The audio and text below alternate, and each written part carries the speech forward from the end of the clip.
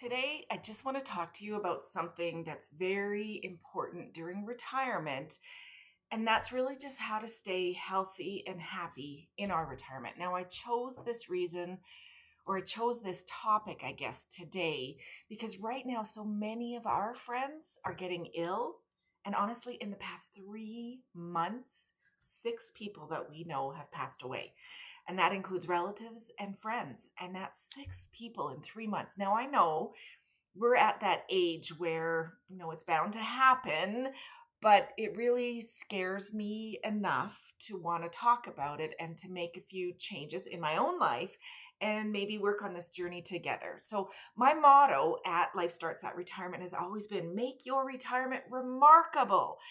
And I'm watching now the struggles that my friends are going through with their healthcare issues.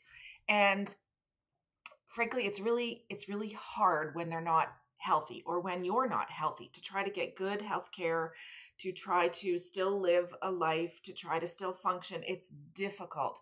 And then I recently peeked at the data for um, death and retirement. And according to Statista, in the US, the average age of death is only 79 years old.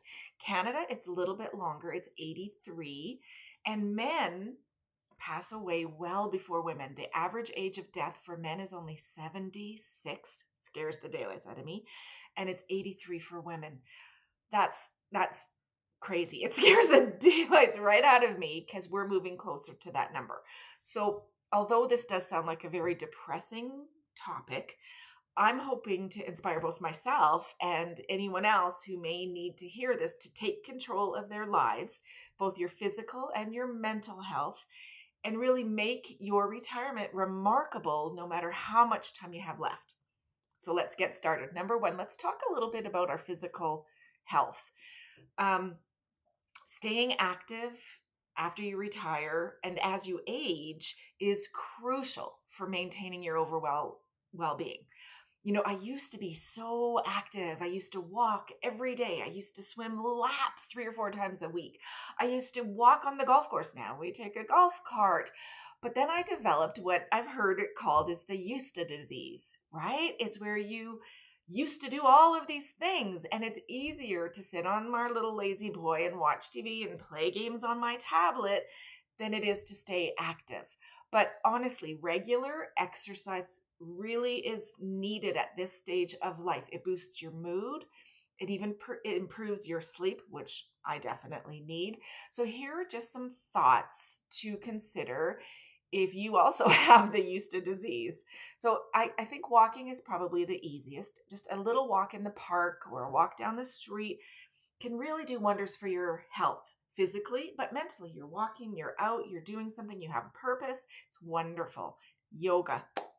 Yoga is so great for flexibility and for relaxation. And this, as you age, yoga really helps in your balance as well. So it's something to look forward to and something to help you as you age. Swimming. I used to swim a lot. Low impact, excellent for your cardiovascular health.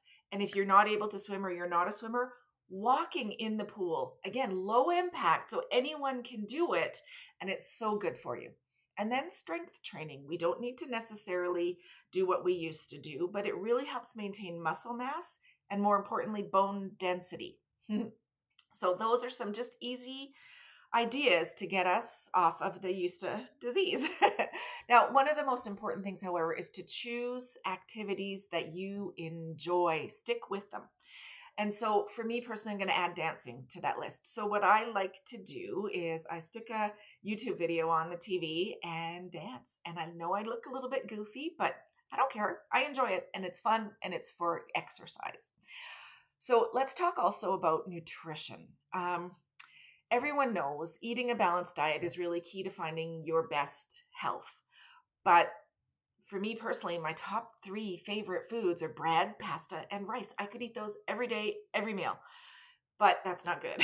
So I encourage us all to focus on whole foods like fruits, vegetables, lean proteins, whole grains. And here's some tips to help us all. Stay hydrated. Drink plenty of water. And so that really makes a difference in the body if you have the water flowing throughout your body all day. Portion control. I struggle with this one when I cook. I cook a lot of food and then I eat a lot of food. How ridiculous. Whereas I only need a little bit to feel full. But that's one. Be mindful of your portions and your sizes and avoid overeating if possible. We all know this. And then limit your processed food if possible. Opt for fresh, natural ingredients and see what you can do to make a change in your eating habits. And don't forget, though, to treat yourself occasionally. Now, let's talk about mental wellness. There's a few aspects to mental wellness. First is keeping your mind active is just as important as your physical health. When many people stop working, many people stop learning. And although I don't know 100% if this contributes to memory loss or Alzheimer's or dementia, but I do know that keeping your brain active can't hurt. So here's some just ways that you can keep your brain sharp. Reading, dive into a good book, explore new topics. And I know everybody reads on their tablets today.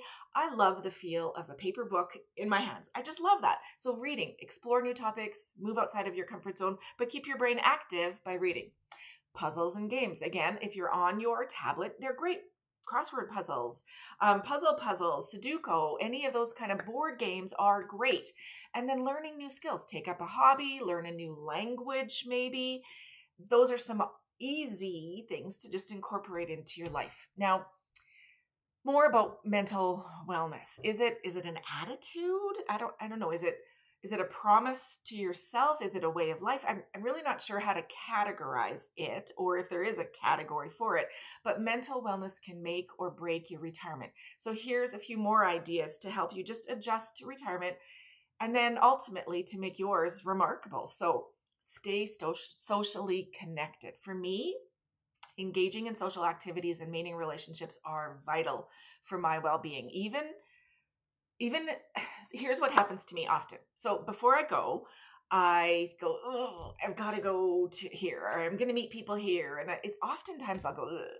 But then when I get there, it's like, whoa, that was awesome. I'm so glad I did that.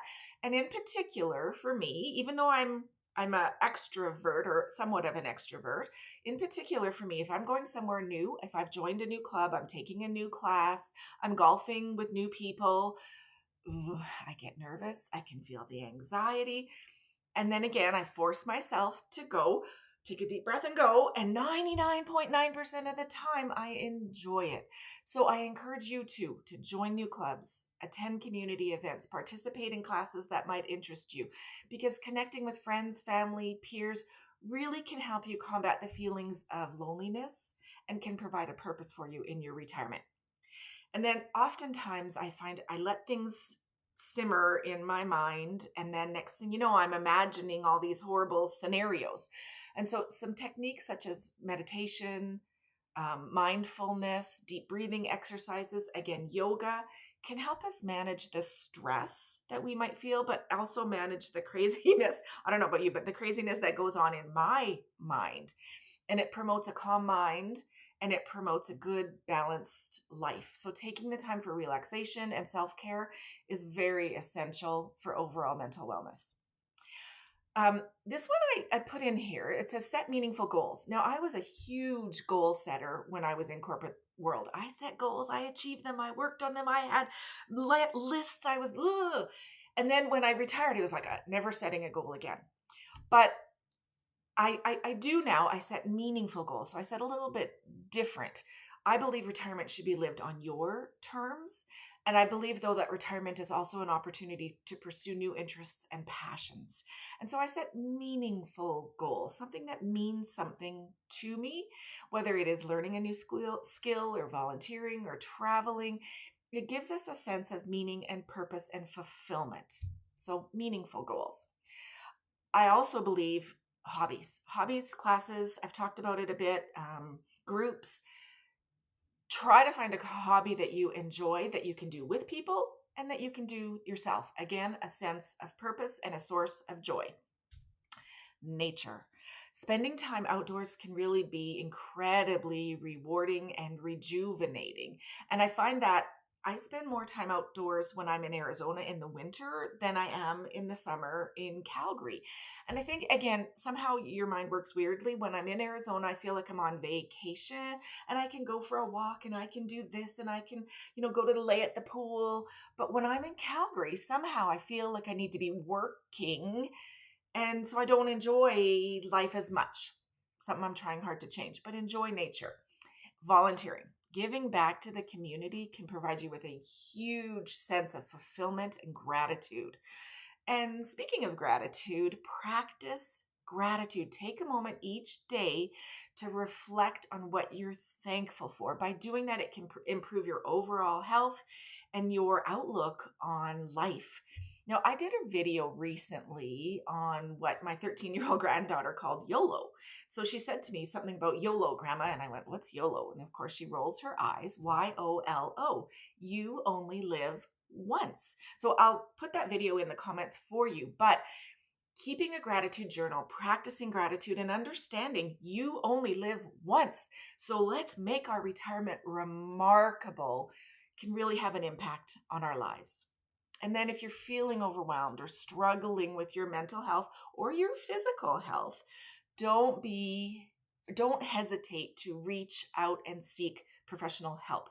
Reach out for a dietitian if you need to. Reach out and take a class if you need to, or reach out for a mental health professional. So, although this video had some difficult topics, I really sincerely thank you for joining me today. I hope some of these wellness tips can help you to lead a healthy and happy retirement, and you make your retirement remarkable. I'm Maureen Dobransky. This is Life Starts at Retirement. Please consider subscribing, click the like button, and please consider joining our Facebook group. It's massive now, closer to 30,000 people, all supporting one another, asking questions, getting advice, telling jokes. Facebook.com/groups/lifestartsatretirement.